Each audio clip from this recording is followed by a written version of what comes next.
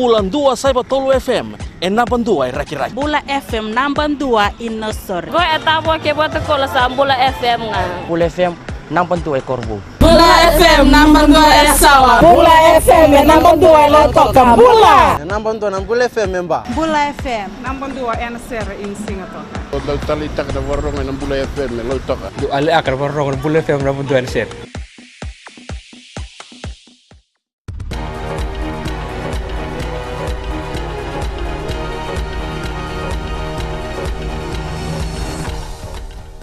Ni sambula, sai koyongona wakaleleka ni nonda itukutuku. Esa totongi taki memba ki tin kono ki valini bebesu na turanga ka kuduba no luvena eleo ena loma ni ruana yambaki. Na turanga ngo e tekebu kuduba no luvena eleo yambaki tin kadiwa ena malio ni ngona maine ka tolu ni singa ni bula okusita yambaki ronondolu ka walu kina ka tin ka wal ni January ni yambaki ronondolu ka tini.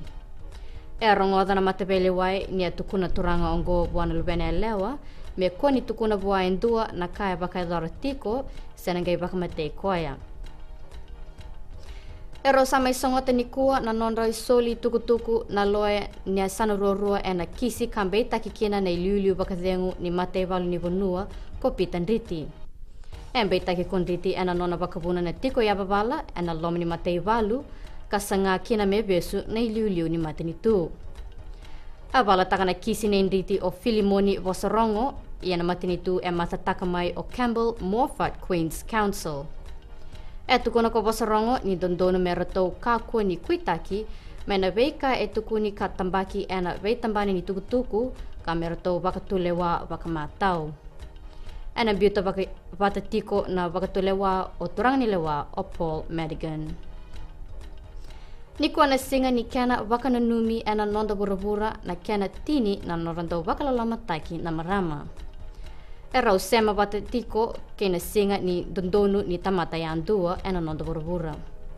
Elo raini ndaubu ni nonda wakala lama taki na marama o yana nonda dau mbula wakara rabi na molmalumu na nonda rao ka wakailabo kena sotal na ka.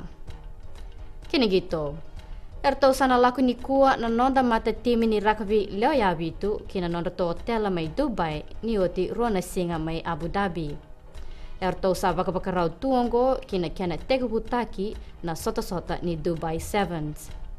E baka rau takatiko na ndau ni wei baka tabulidi o Ben Ryan endone tuba mena kautiviti wakayawa ena rakavi leo yabitu. E sama idhabai keri na baka leleka ni nonda itukutuku ni temo demanda.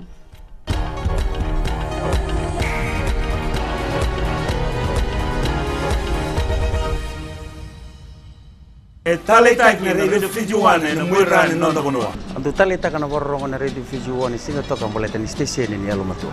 Ando talita ka bale una warong na Radio Fiji 1 station ni Almatua Lotoka. Ando talita ka bakal na barong na Radio Fiji 1 mandi na station ni Almatua. Au tungo Korbo. Ando warong lebe na station ni Almatua na Radio Fiji 1. Ando warong na Radio Fiji 1 na station ni Almatua. Namban 2 Teleb.